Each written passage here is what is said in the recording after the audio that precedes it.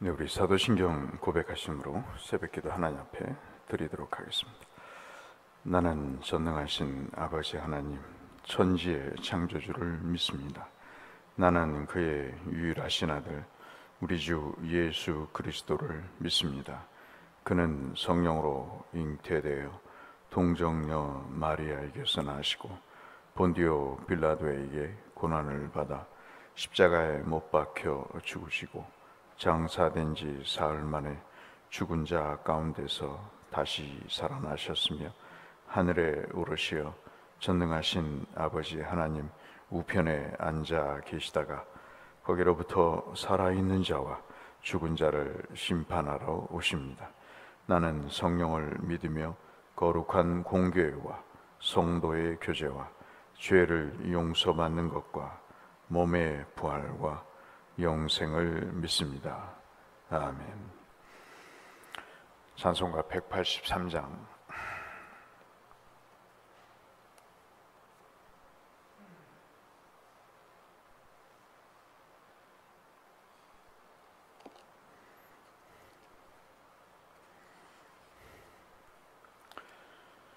찬송 183장. 빈들의 마른 풀같이.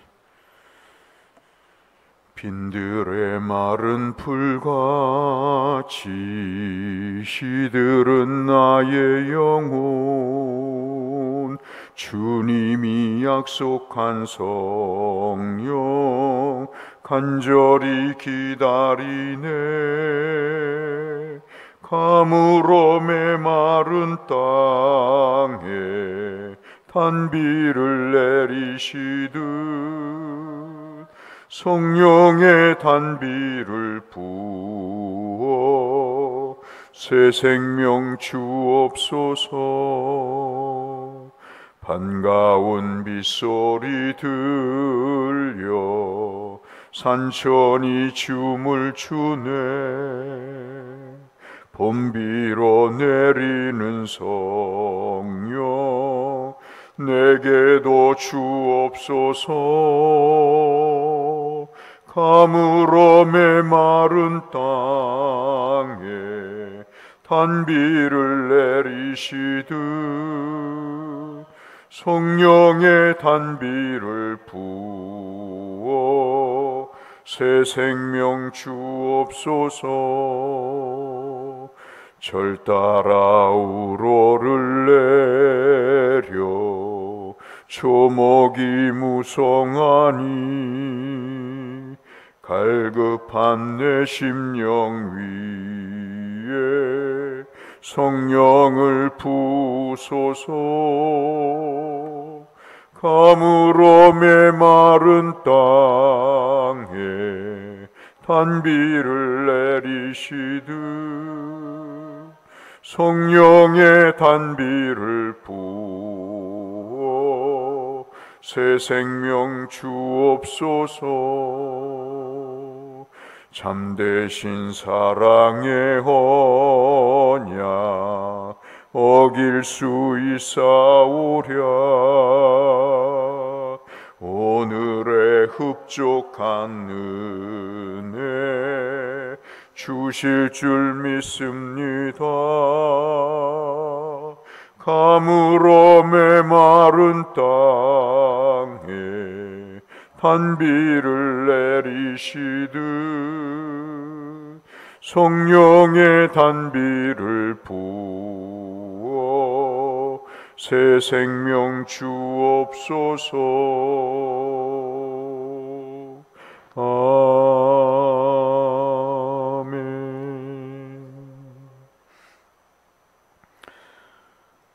오늘로서 40일 작전 기도 마지막, 여러분 코팅에 갖고 계신 순서에 따라서 마지막 40번째 권세 있는 말씀의 감동이라고 하는 마태복음 7장 26절부터 29절의 말씀을,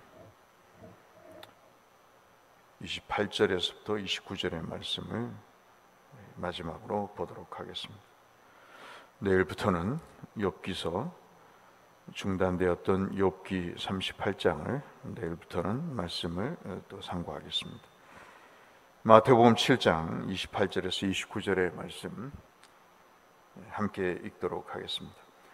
예수께서 이 말씀을 마치심에 무리들이 그의 가르치심에 놀라니 이는 그 가르치시는 것이 권위 있는 자와 같고 그들의 서기관들과 같지 아니함일러라. 아멘.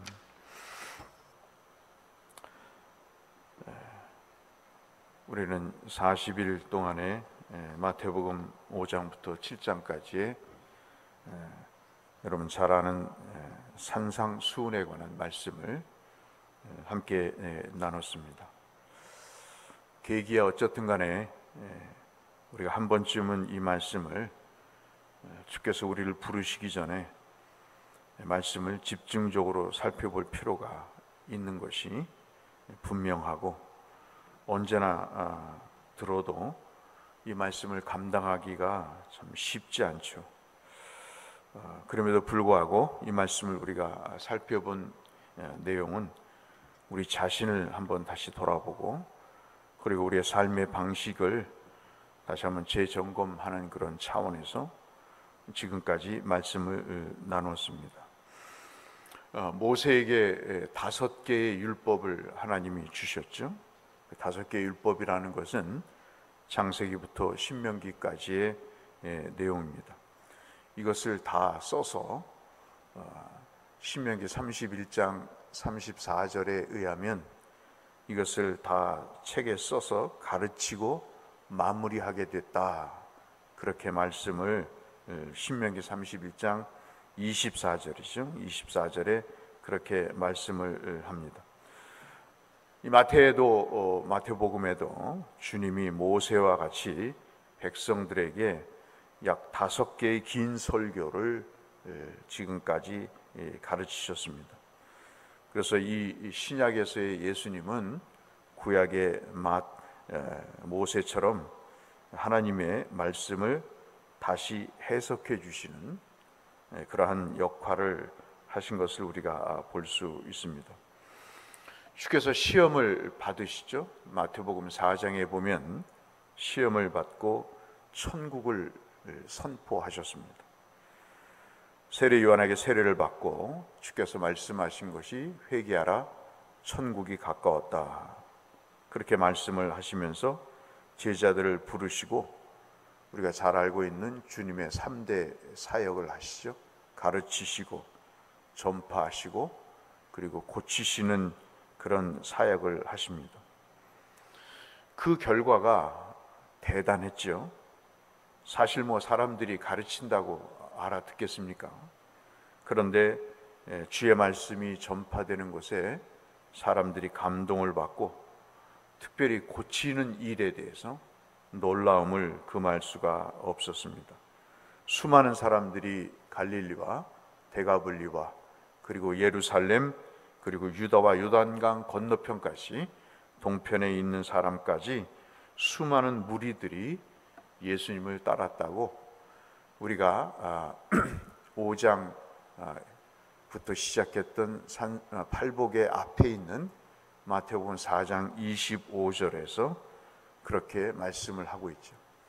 그러니까 주님이 공생애를 시작을 하시면서 수많은 무리들이 예수님을 따랐습니다. 근데 여러분 오늘 읽은 마태복음 7장 29절 말씀 다음에 있는 8장 1절을 한번 보실까요? 8장 1절을 어떻게 쓰여 있나 한번 같이 읽겠습니다. 산상수훈을 다 설교하시고 사람들이 어떤 반응을 보였나? 우리 함께 8장 1절을 같이 읽겠습니다. 예수께서 산에서 내려오시니 수많은 무리가 따르니라. 아멘. 참 주님이 기분 좋으셨을 것 같아요.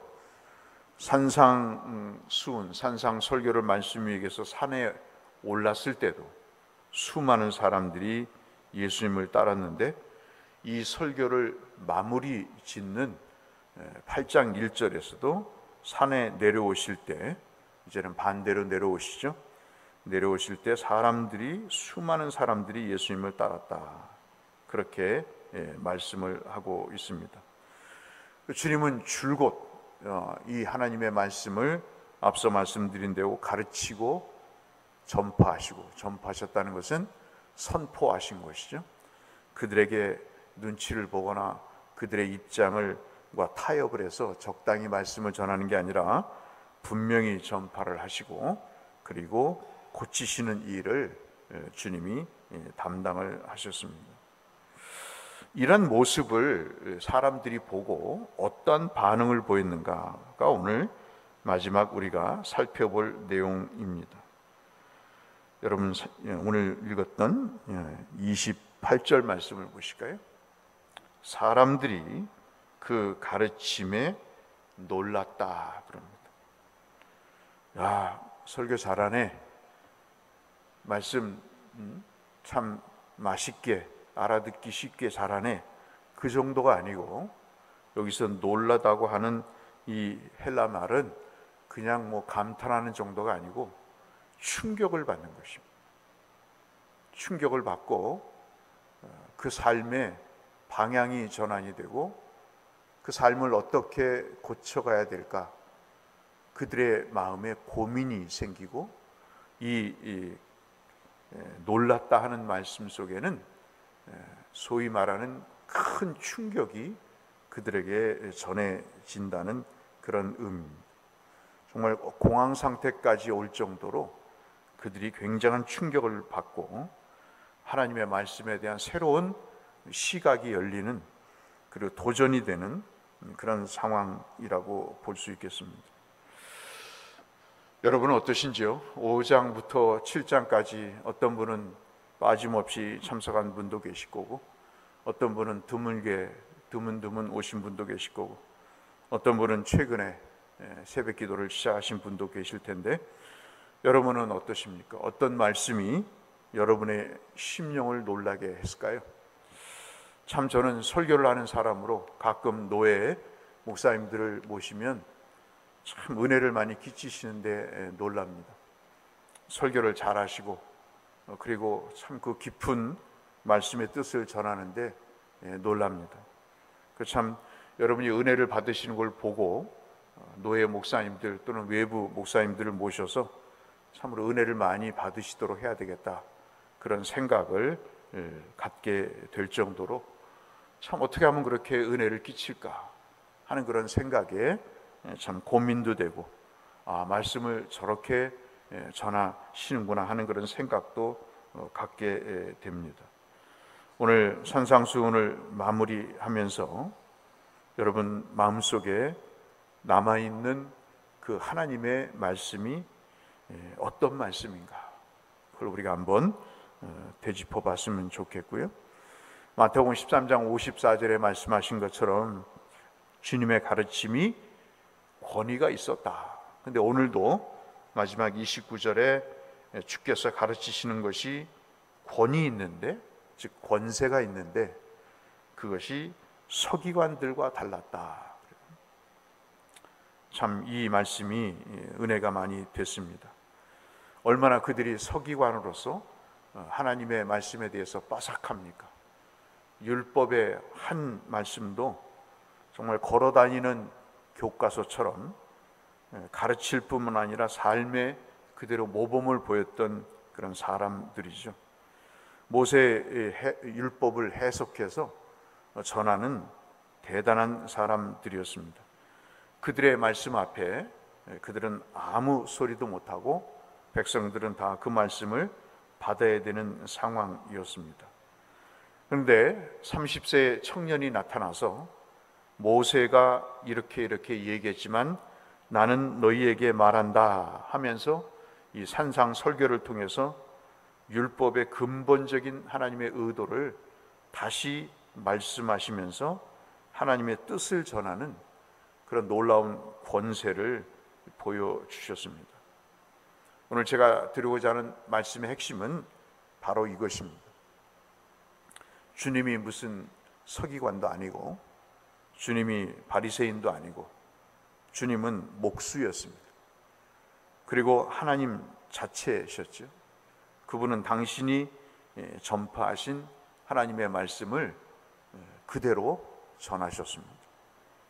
그런데 우리가 관심을 가져야 될 내용은 이 7장까지 말씀을 하신 이후에 8장부터 9장까지 기적을 행하시면서 10장 1절에 보면 제자들에게 이러한 권세와 권위를, 권능을 주셨어요. 그 말씀은 무슨 말씀이냐면 오늘 이 산상수훈을 40일 동안 들었던 우리에게도 그 권세와 권능을 주신다는 말씀입니다.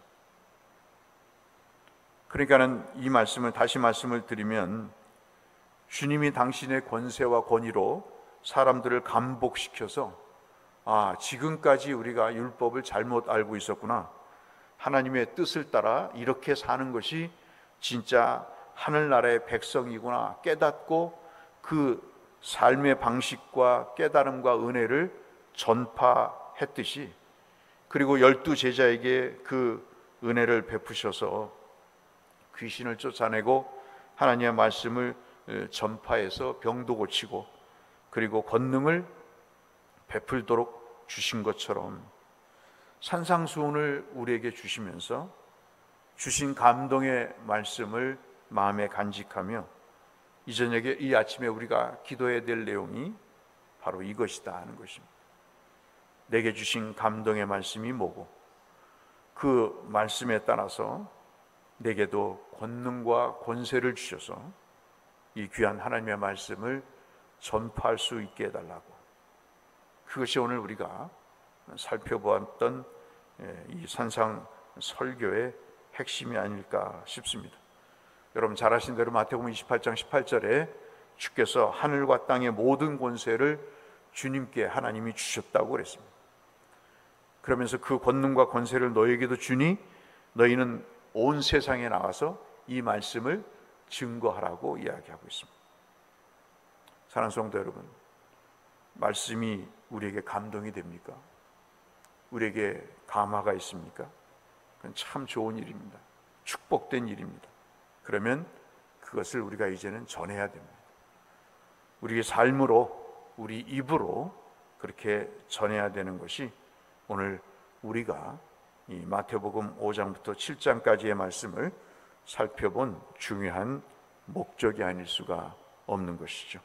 이 말씀이 부딪히고 이 말씀이 내 생각과 내 감정과 내 뜻과 어긋난다 할지라도 이 말씀을 주님처럼 하나님을 섬기는 마음으로 우리가 삶에서 준행할 때 우리 속에 권세와 권능이 역사되고 평소에 우리와는 다른 삶으로 우리의 삶 자체가 전도지가 되고 우리의 말씀 한마디가 하나님의 말씀이 되어서 저들도, 믿지 않는 저들도 하나님의 귀한 하늘나라의 백성의 길로 인도하는 역사가 이루어질 것입니다. 여러분 어떠한 형태든 하나님의 말씀의 은혜와 감동 속에서 믿음의 주님의 제자의 길을 걸어가셔서 하나님의 큰 역사의 열매를 맺으시는 복된 성도님들 되시기를 이 말씀을 마지막으로 주의 이름으로 축원합니다. 거룩하신 아버지 하나님, 5장부터 7장까지 40가지의 말씀을 가지고 하나님의 뜻을 살펴봤습니다. 어떤 말씀은 중복이 되어 하나님 겹쳐서 정리해서 말씀을 나눈 구절도 있고 또 새로운 주제로 말씀을 살펴본 내용도 있습니다. 이 말씀을 듣고 우리의 마음에 어떤 놀라움이 있었는지요? 우리에게 어떤 마음의 도전이 있었는지 주님 궁금합니다. 어떤 말씀을 잘 박힌 목과 같이 우리의 심령에 주셨는지, 우리에게 어떤 형태의 은혜와 도전을 주셨는지 주님 아실 것입니다. 주여, 이 말씀에 놀랄 뿐만 아니라 제자들에게 권능과 권세를 주셨듯이 우리에게도 그런 권능과 권세를 주셔서 삶과 입술을 통해 이 하나님의 놀라운 치유와 구원의 말씀을 증거하는 또 다른 제자의 삶이 우리 가운데 있도록 아버지 역사하여 주옵소서. 예수님 이름으로 감사하며 간절히 기도 올리옵나이다. 아멘. 하늘에 계신 우리 아버지, 아버지의 이름을 거룩하게 하시며 아버지의 나라가 오게 하시며 아버지의 뜻이 하늘에서와 같이 땅에서도 이루어지게 하소서. 오늘 우리에게 일용할 양식을 주시고 우리가 우리에게 잘못한 사람을 용서하여 준 것 같이 우리 죄를 용서하여 주시고 우리를 시험에 빠지지 않게 하시고 악에서 구하소서. 나라와 권능과 영광이 영원히 아버지의 것입니다. 아멘. 내 자신을 은혜와 감동을 위해서 주신 말씀에 대해 하나님께서 권능과 권세를 주시도록 우리 교회에도 그런 깨달음을 주시도록, 그래서 성장과 발전이 있도록, 변화가 있도록 연약한 환우들과 경제적으로 어려움을 겪고 있는 성도님들 그리고 선교사님들을 위해서 잊지 말고 꼭 기도해 주기를 바랍니다. 우리 주님 앞에 기도로 나가겠습니다. 아버지 하나님 감사합니다.